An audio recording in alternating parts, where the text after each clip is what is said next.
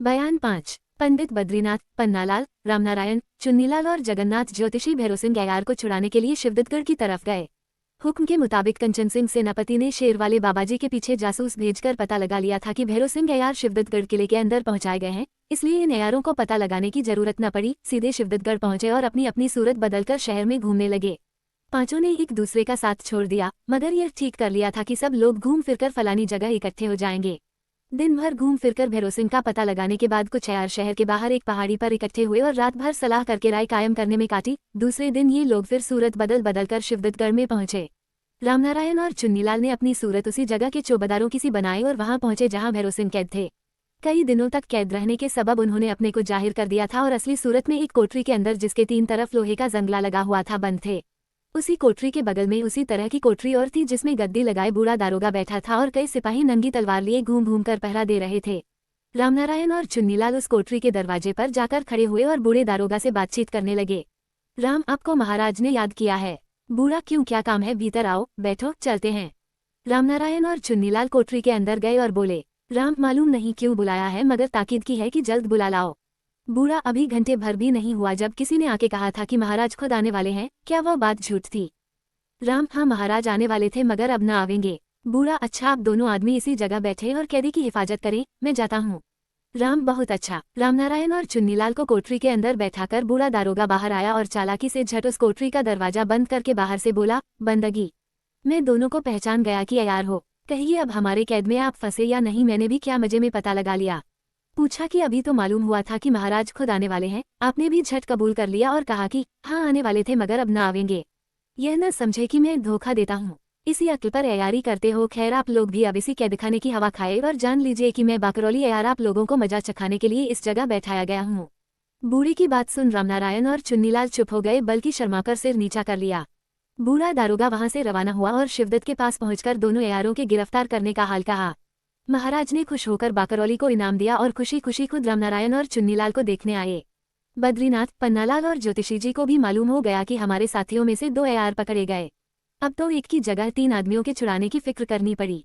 कुछ रात गए ये तीनों अयार घूम फिरकर शहर से बाहर की तरफ जा रहे थे कि पीछे से एक आदमी काले कपड़े से अपना तमाम बदन छिपाए लपकता हुआ उनके पास आया और लपेटा हुआ एक छोटा सा कागज उनके सामने फेंक और अपने साथ आने के लिए हाथ से इशारा करके तेजी से आगे बढ़ा।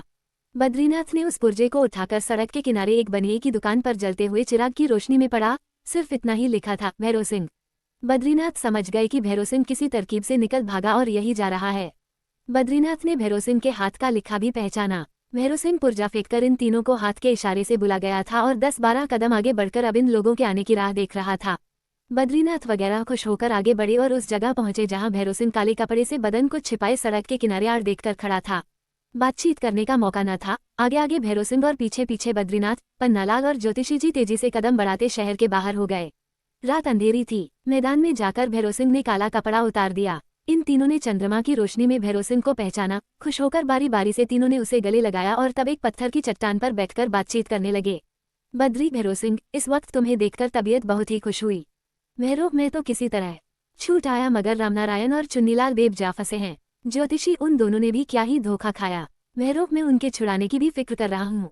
पन्ना, वह क्या? भैरव, सो सब कहने सुनने का मौका तो रात भर है, मगर इस समय मुझे भूख बड़ी जोर से लगी है, कुछ हो तो खिलाओ।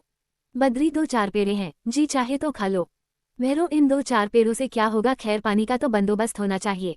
बद्री, फिर क्या करना चाहिए? भैरव हाथ से इशारा करके, ये देखो शहर के किनारे जो चिराग जल रहा है, अभी देखते आए हैं कि वो हलवाई की दुकान है और वो ताजी पूरियां बना रहा है, बल्कि पानी भी उसी हलवाई से मिल जाएगा। पन्ना, अच्छा, मैं जाता हूँ। भैरव, हम लोग भी साथ चलते हैं, सबों का इकट्ठा ही रहना ठीक है, कहीं ऐसा ना हो कि आप फंस जाएं और हम लोग राह ही देखते रहें। पन्ना, फंसना क्या खिलवाड़ हो गया? भैरव, खैर हर्जी क्या है, अगर हम लोग साथ ही चले, 3 आदमी किनारे खड़े हो जाएंगे, एक आदमी आगे बढ़कर सौदा ले लेगा। बद्री, हाँ हाँ, यही ठीक होगा, चलो हम लोग साथ चलें। चारों अयार एक साथ वहां से रवाना हुए और उस हलवाई के पास पहुंचे जिसकी अकेली दुकान शहर के किनारे पर थी। बद्रीनाथ, ज्योतिषी जी और भैरव सिंह कुछ इधर खड़े रहे और पन्नालाल सौदा खरीदने दुकान पर गए। जाने के पहले ही भैरव सिंह ने कहा, मिट्टी के बर्तन में पानी भी देने का इकरार हलवाई से पहले कर लेना, नहीं तो पीछे हुज्जत करेगा। पन्नालाल हलवाई की दुकान पर गए और 2 सेर पूरी तथा सेर भर मिठाई मांगी। हलवाई ने खुद पूछा कि पानी भी चाहिए या नहीं। पन्ना, हाँ हाँ, पानी जरूर देना होगा। हलवाई, कोई बर्तन है? पन्ना, बर्तन तो है मगर छोटा है, तुम ही किसी मिट्टी के ठिलिये में जल दे दो। हलवाई एक घड़ा जल के लिए 8 आने और देने पड़ेंगे। पन्ना इतना अंधेर, खैर हम देंगे। पूरी मिठाई और एक घड़ा जल लेकर चारों यार वहां से चले, मगर यह खबर किसी को भी न थी कि कुछ दूर पीछे 2 आदमी साथ लिए छिपता हुआ हलवाई भी आ रहा है। मैदान में एक बड़े पत्थर की चट्टान पर बैठ चारों ने भोजन किया, जल पिया और हाथ मुंह धो निश्चिंत हो धीरे धीरे आपस में बातचीत करने लगे। आधा घंटा भी न बीता होगा कि चारों बेहोश होकर चट्टान पर लेट गए और दोनों आदमियों को साथ लिए हलवाई इनकी खोपड़ी पर आ मौजूद हुआ। हलवाई के साथ आए दोनों आदमियों ने बद्रीनाथ, ज्योतिषी जी और पन्नालाल की मुश्कें कस डाली और कुछ सुंधा भैरव सिंह को होश में लाकर बोले, वाह जी अजायब सिंह, आपकी चालाकी तो खूब काम कर गई। अब तो शिवदत्तगढ़ में आए हुए 5 नालायक हमारे हाथ फंसे। महाराज से सबसे ज्यादा इनाम पाने का काम तो आप ही ने किया। बयान 6। बहुत सी तकलीफें उठाकर महाराज सुरेंद्र सिंह और वीरेंद्र सिंह तथा इन्हीं की बदौलत चंद्रकांता, चपला, चंपा, तेज सिंह और देवी सिंह वगैरह ने थोड़े दिन खूब सुख लूटा, मगर अब वह जमाना न रहा। सच है, सुख और दुख का पहरा बदलता रहता है। खुशी के दिन बात की बात में निकल गए, कुछ मालूम न पड़ा, यहाँ तक कि मुझे भी कोई बात उन लोगों की लिखने लायक न मिली। लेकिन अब उन लोगों से मुसीबत की घड़ी काटे नहीं कटती। कौन जानता था कि गया गुजरा शिवदत्त फिर बला की तरह निकल आवेगा। किसे खबर थी कि बेचारी चंद्रकांता की गोद से पले पलाए दोनों होनहार लड़के यूं अलग कर दिए जाएंगे। कौन साफ कह सकता था कि इन लोगों की वंशावली और राज्य में जितनी तरक्की होगी, यकायक उतनी ही ज्यादा आफतें आ पड़ेंगी। खैर, खुशी के दिन तो उन्होंने काटे, अब मुसीबत की घड़ी कौन झेले। हाँ, बेचारे जगन्नाथ ज्योतिषी ने इतना जरूर कह दिया था कि वीरेंद्र सिंह के राज्य और वंश की बहुत कुछ तरक्की होगी, मगर मुसीबत को लिए हुए। खैर, आगे जो कुछ होगा देखा जाएगा, पर इस समय तो सबके सब तरद्दुद में पड़े हैं। देखिए, अपने एकांत के कमरे में महाराज सुरेंद्र सिंह कैसी चिंता में बैठे हैं और बाईं तरफ गद्दे का कोना दबाए राजा वीरेंद्र सिंह अपने सामने बैठे हुए जीत सिंह की सूरत किस बेचैनी से देख रहे हैं।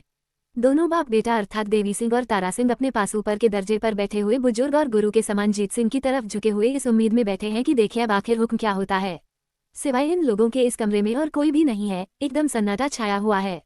न मालूम इसके पहले क्या क्या बातें हो चुकी हैं, मगर इस वक्त तो महाराज सुरेंद्र सिंह ने इस सन्नाटे को सिर्फ इतना ही कह के तोड़ा। खैर, चंपा और चपला की भी बात मान लेनी चाहिए। जीत जो मर्जी, मगर देवी सिंह के लिए क्या हुक्म होता है। सुरेंद्र और तो कुछ नहीं, सिर्फ इतना ही ख्याल है कि चुनार की हिफाजत ऐसे वक्त क्यों कर होगी। जीत, मैं समझता हूँ कि यहाँ की हिफाजत के लिए तारा बहुत है और फिर वक्त पड़ने पर इस बुढ़ोती में भी मैं कुछ कर गुजरूंगा। सुरेंद्र कुछ मुस्कुराकर और उम्मीद भरी निगाहों से जीत सिंह की तरफ देखकर, खैर जो मुनासिब समझो। जीत देवी सिंह से, लीजिए साहब, अब आपको भी पुरानी कसर निकालने का मौका दिया जाता है, देखिए आप क्या करते हैं। ईश्वर इस मुस्तैदी को पूरा करें।